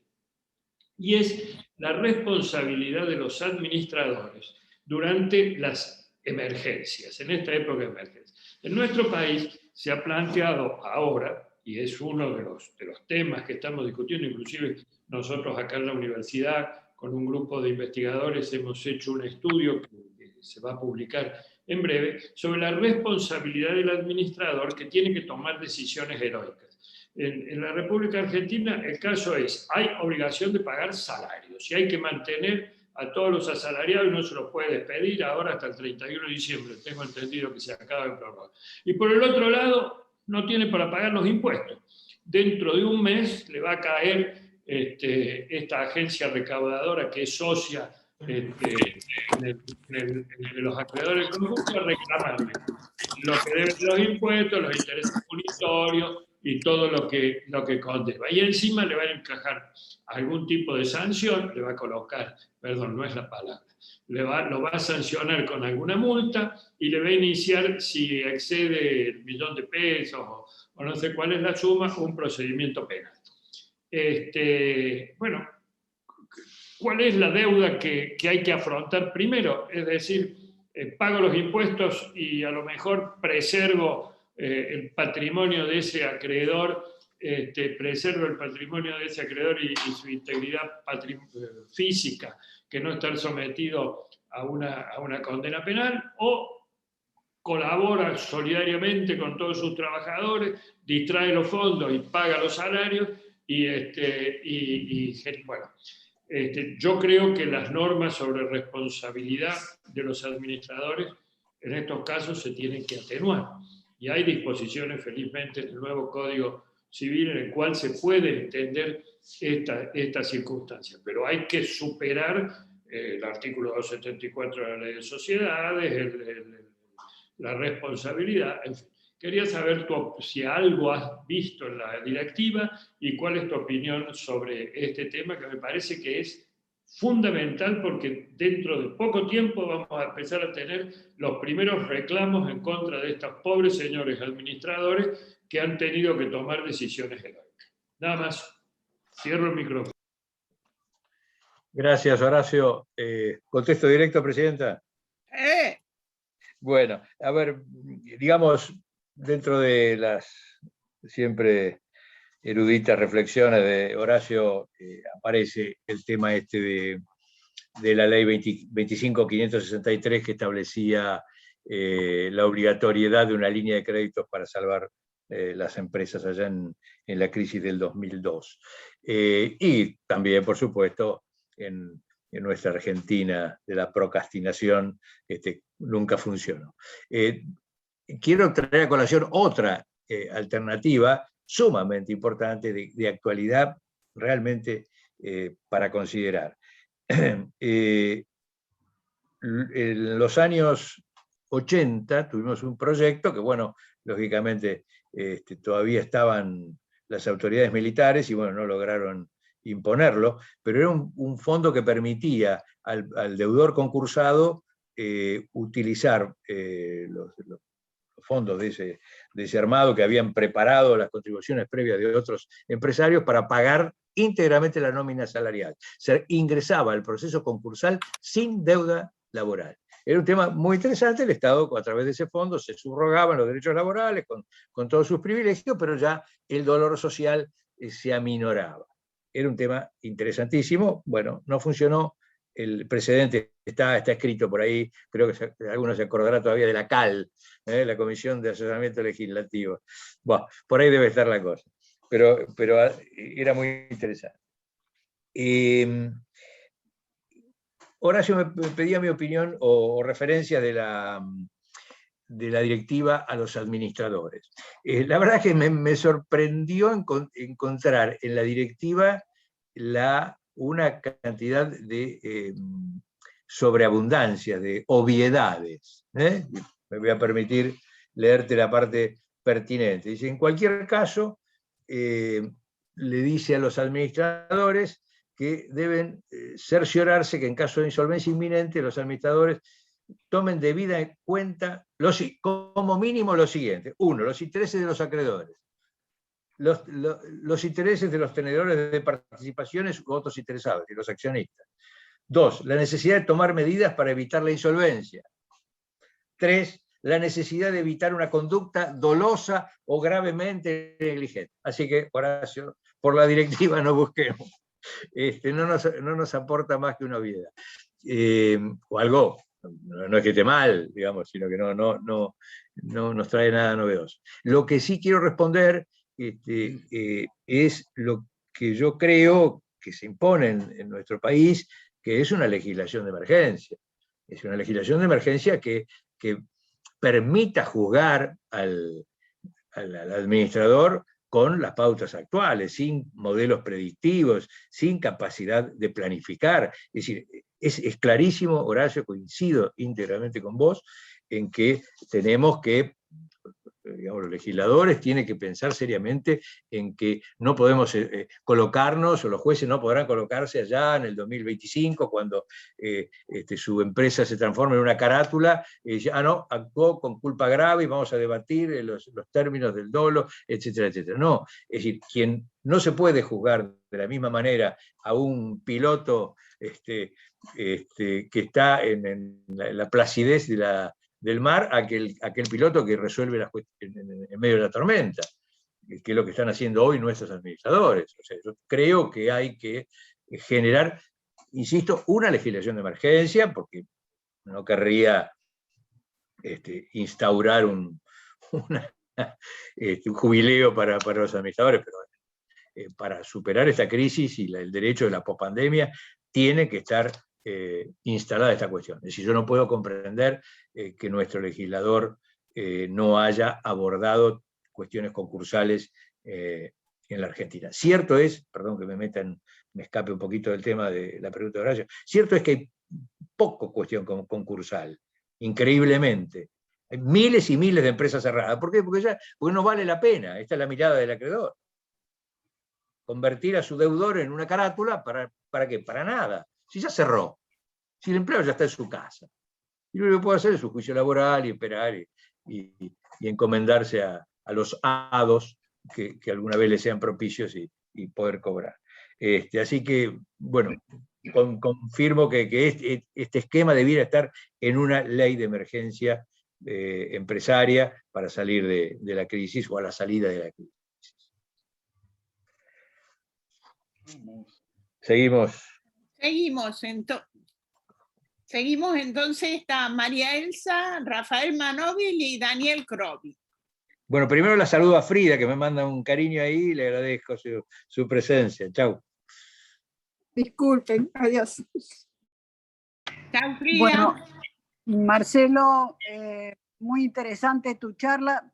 Sé que este es un problema que siempre te ha preocupado y que sos un optimista en que se puede lograr alguna solución legislativa para este problema. Realmente no creo que legislativamente no puedan proporcionarse herramientas. Creo que el problema pasa fundamentalmente por dos variables. Una, crear las condiciones económicas que permitan la posibilidad de una salida con un esquema favorable y también el manejo adecuado de las deudas laborales, porque realmente es muy difícil levantar los pasivos laborales, que son los que terminan condenando a la mayoría de las empresas. Pero poniéndonos en la idea, digamos, de lograr un marco legislativo que pueda ayudar a mejorar una situación de facilitación de la salida de la situación de emergencia, me gustaría, respecto de las ideas que tiraste, que has sacado de la directiva, si podés ahondar un poquito en esto de la prueba del interés superior de los acreedores. Para nosotros el test contra la liquidación es un test bastante objetivo.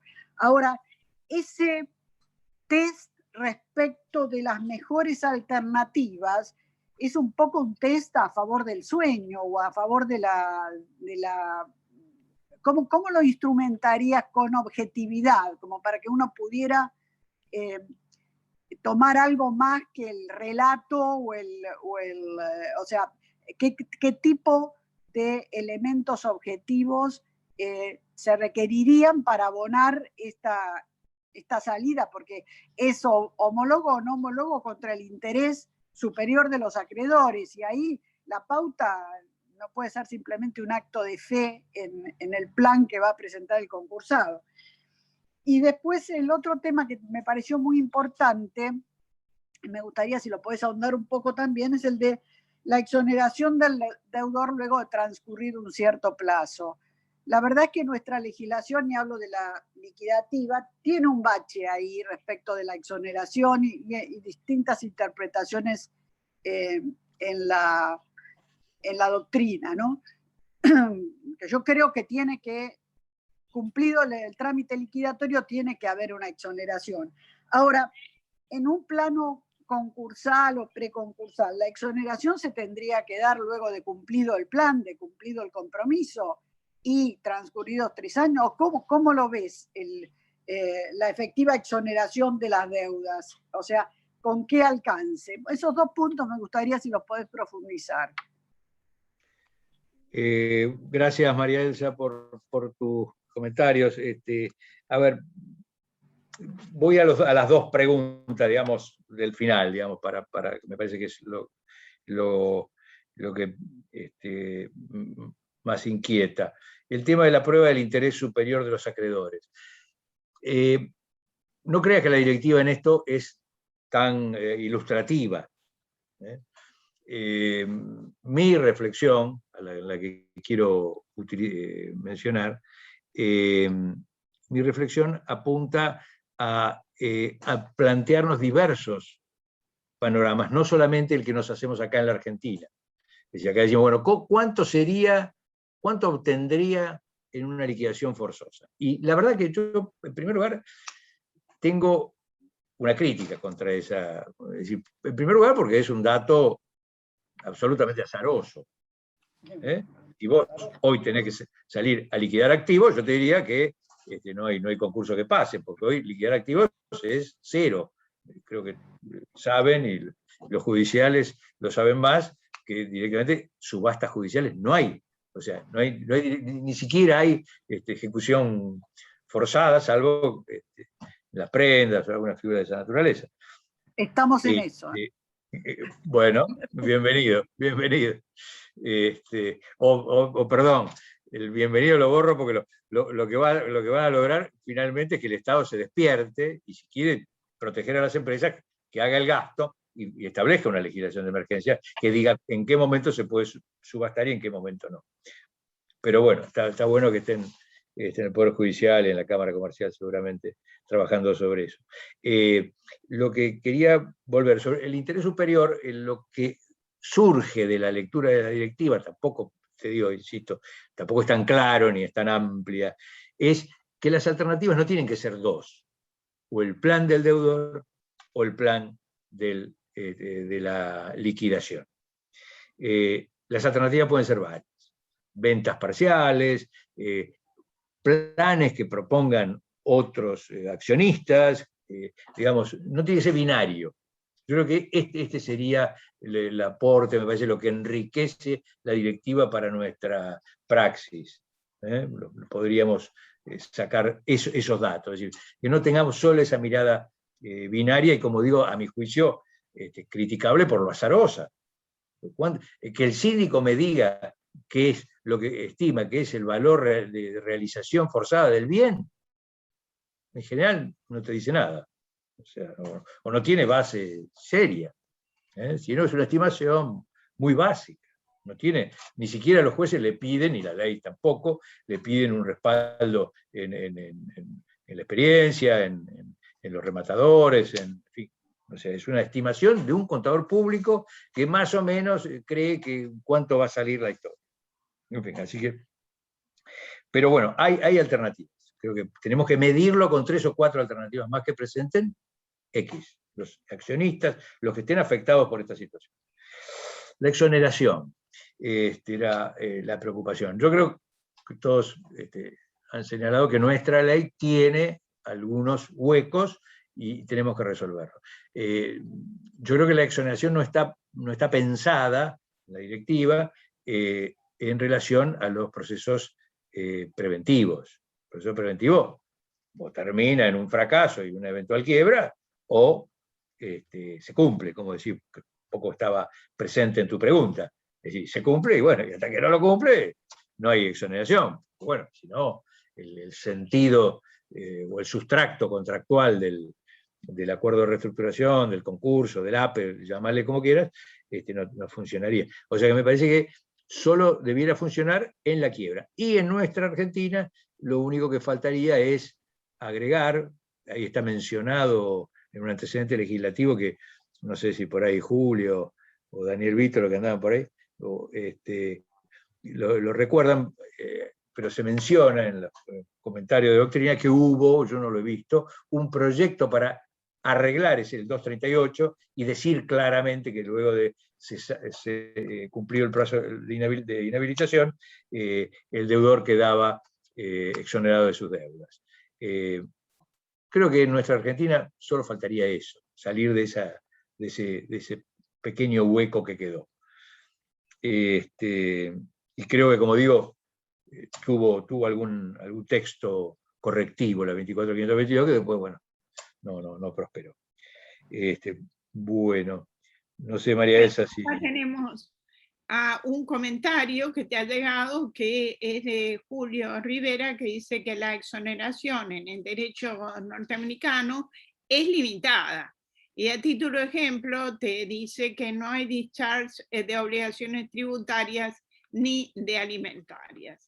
Y ahora tiene la palabra Rafael Manóvil, que la pidió rápidamente y ha estado esperando largo tiempo.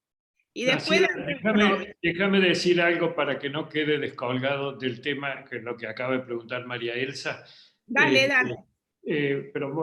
Marcelo, en el proceso de concurso preventivo en nuestro país ha habido un gran adelanto, que no es exactamente la exoneración y el discharge, pero es que se impuso esta suerte de prescripción para aquellos que no verifiquen tempestivamente. Eso es muy importante porque de alguna manera nos da la idea del patrimonio que tiene este sujeto, que tiene luego que continuar. No es de lo que estabas hablando, pero está muy vinculado y realmente eso ha traído una especie de saneamiento, porque si no se estaba años discutiendo tardíamente quién venía encima, nada más que eso. Y yo coincido, ese fue un gran aporte de la ley del 95, e incluso un poco desmedrado por una reforma ulterior que puso un poco en pausa esa prescripción corta con el tema de la continuidad de los juicios y demás. Ese es un tema que, bueno, lamentablemente la buena intención del legislador del 95 quedó ahí un poco relativizada, pero creo que esa era una gran idea, ¿no es cierto? Sobre todo cuando trabajamos con el esquema del artículo 48, donde hay un señor que compra sobre la base del pasivo. El deudor que se aguante, si vas al caso, para decirlo de alguna manera. Pero si vas a vender la compañía, el tercero que compra sobre la base de determinado pasivo, no puede estar soportando la aparición de otro que hace un juicio, que gana un juicio 4 años después. Rafael. Rafael. Bueno, ante todo, felicitaciones porque la exposición fue muy buena. Adhiero a muchos de los conceptos, pero también adhiero al escepticismo de Julio. Es el mismo tipo de escepticismo que manifesté en su tiempo cuando estaban redactando lo que fue el decreto 677, que no tiene nada que ver con esto, del mercado de capitales. Dije, por bueno que sea lo que se escriba acá, los mercados no van a crecer si no están dadas las condiciones económicas. Y aquí faltan, para aplicar un sistema como el europeo o como el anglosajón, falta un cambio cultural fundamental.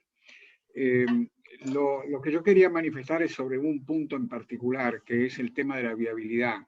Yo creo que este es un elemento que debe ser juzgado, porque si no es viable, realmente todo el esfuerzo es inútil.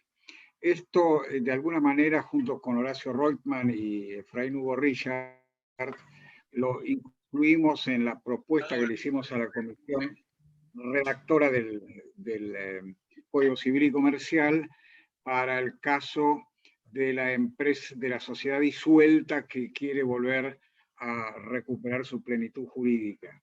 La viabilidad económica, Richard quiso poner social, bueno, no lo discutimos demasiado, me parece que lo que importa acá es la económica. Pero yo voy a citar un ejemplo del cual es testigo uno de los presentes, en su calidad de camarista incluso, que fue el caso Sacetru. En el caso Sacetru, la mayoría de la Sala D confirmó el fallo de primera instancia del juez Richards, rechazando el acuerdo votado por la mayoría legal necesaria, porque no era viable. Bueno, la cosa fue a la Corte con una disidencia, la de Julio. Fue a la Corte dijo, bueno, hay que darle la oportunidad, no hay que cerrar el camino, si hay alguna esperanza, finalmente, después del tiempo que tardó el recurso, un año después de la rehabilitación, todo el grupo volvió a caer en quiebra porque no era viable lo que se había propuesto. Es decir, yo estoy de acuerdo en que no se puede medir con parámetros matemáticos, nadie puede hacer predicción, menos en la Argentina, pero sí puede haber planteos que parezcan razonables y otros planteos que parecen absolutamente irrazonables. Y cuando es absolutamente irrazonable, la solución no puede marchar. Lamentablemente hay que ir al proceso liquidatorio.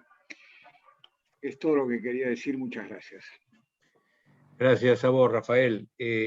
Dos palabras sobre la viabilidad. Yo soy convencido de que tiene que demostrarse por algún camino que el plan que se le acepta al deudor es cumplible, ¿no? De lo contrario es un dispendio y es demorar una muerte anunciada, una muerte irreversible. O sea que yo no tengo dudas que tiene que ser así, pero también reconozco que ha habido resistencias, descreimientos, como muchos de los que he visto acá sobre las soluciones de preinsolvencia, y no ha prosperado ninguna iniciativa. Yo realmente estoy convencido de eso que vos decís. En el caso Sacetru, me queda alguna duda que por ahí Julio, con su memoria proverbial, nos puede ayudar. Porque creo que la mayoría que conformaron Francisco Bosch y Edgardo Alberti, básicamente lo que cuestionaban era que estaban subrogando, digamos, que la propuesta era liquidatoria, que estaban subrogando en gran medida el derecho falencial por un arreglo privado.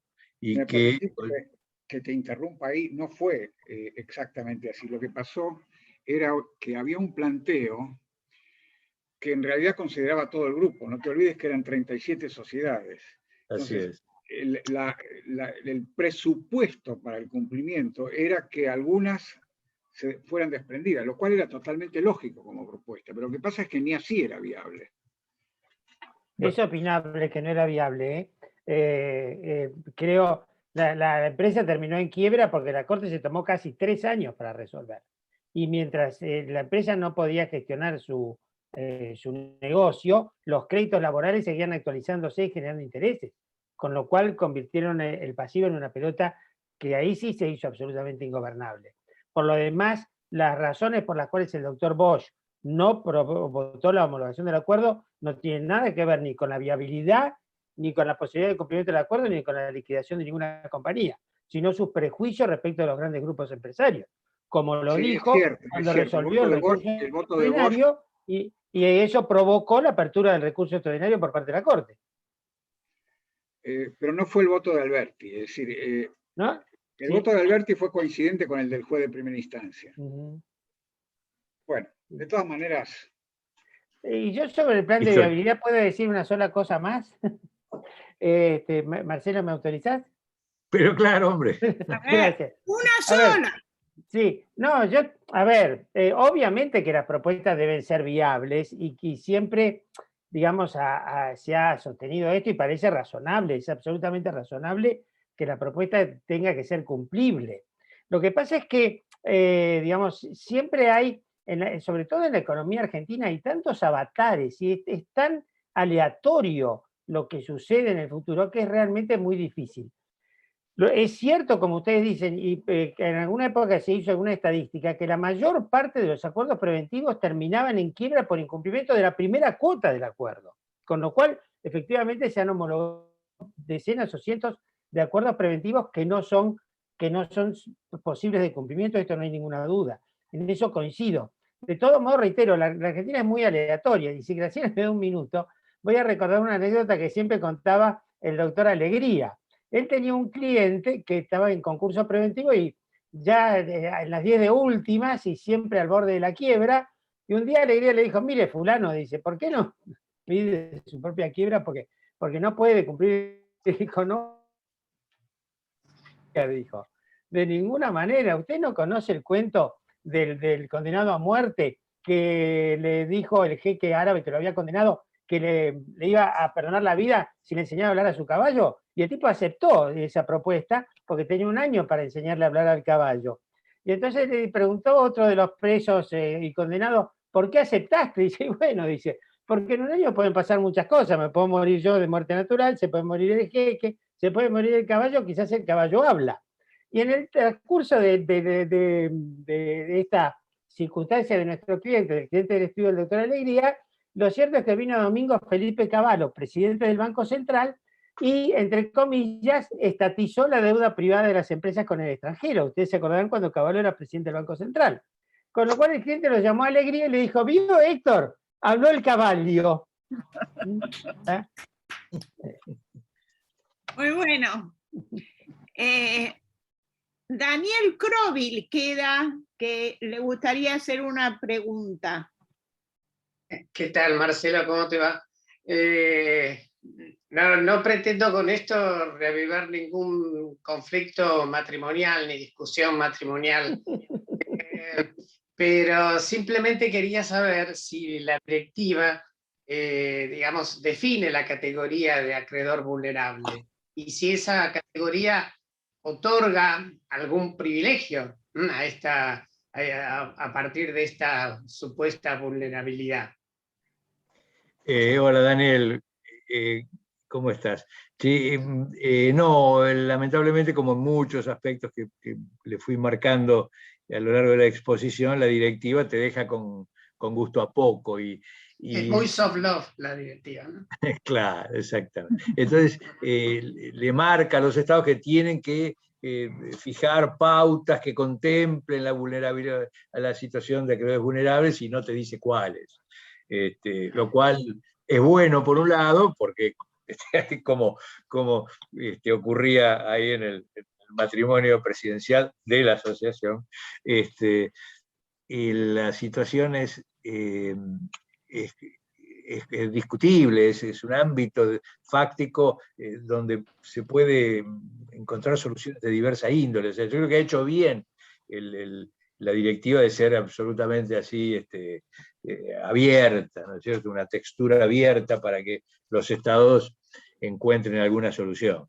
Así que, lamentablemente, como muchas así novedades, deja, como digo, un gusto a poco. Gracias. Por último, creo que por último nos queda Daniel Vítolo.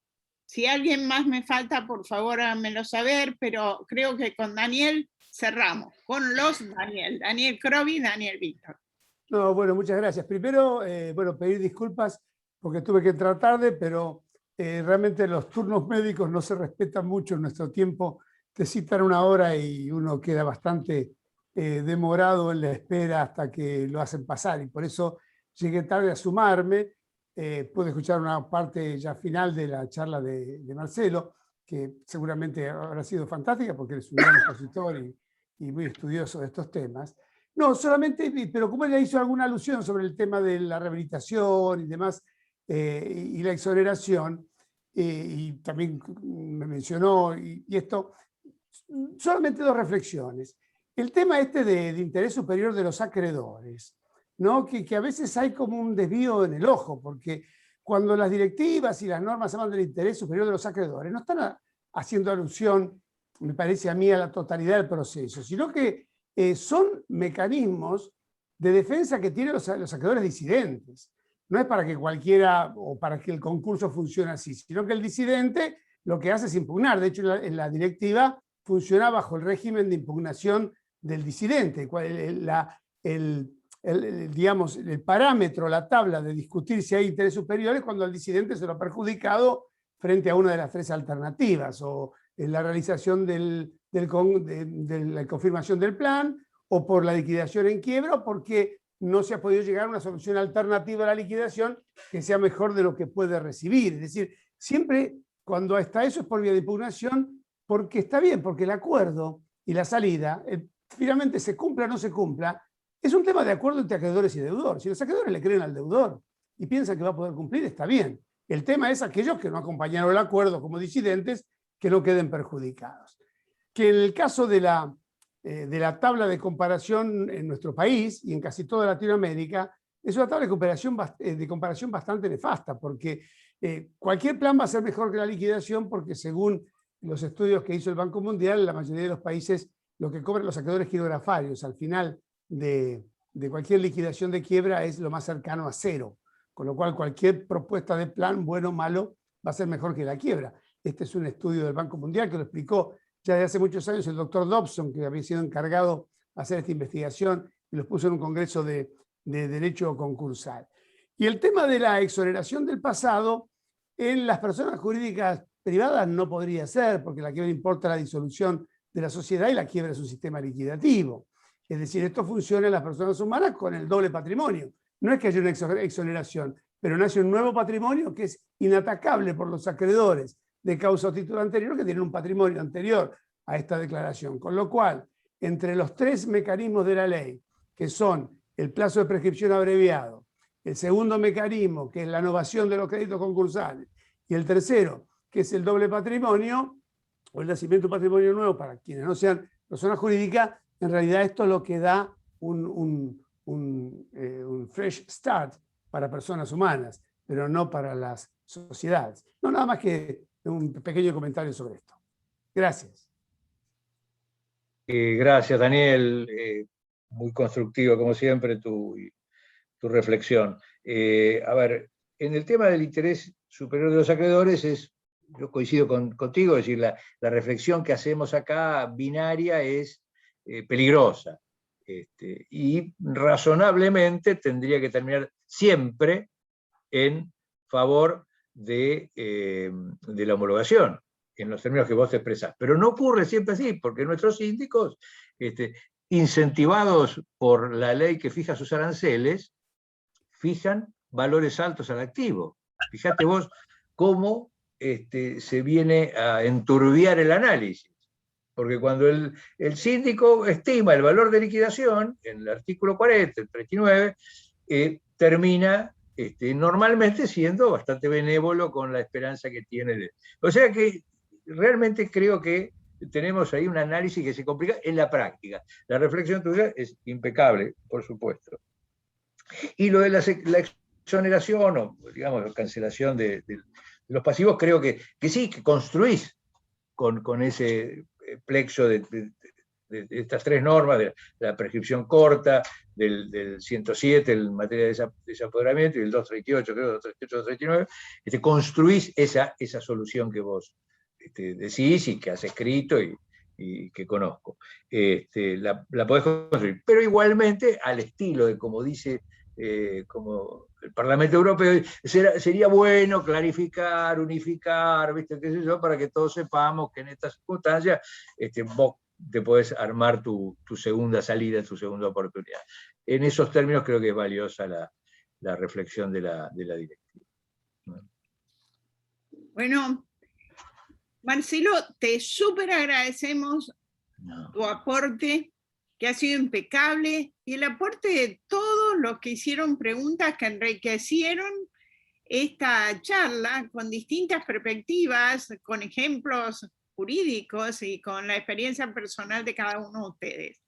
La verdad que la charla ha sido estupenda, porque nadie se ha movido, nadie se ha ido, a pesar de la hora que son las 4 de la tarde ya. Les agradezco a todos ustedes la presencia y les cuento que nos vamos a ver dentro de un mes, si Dios quiere, el primer lunes de agosto. Que tengan una buena feria, que descansen mucho y cuídense. Te han llegado un montón de felicitaciones por el chat. Muchas gracias. Gracias. Saludos a todos, felicitaciones. Estamos muy bien, Marcelo. Muy bueno. Como no hemos tenido feria ni hemos descansado poco, nos viene perfecto las vacaciones.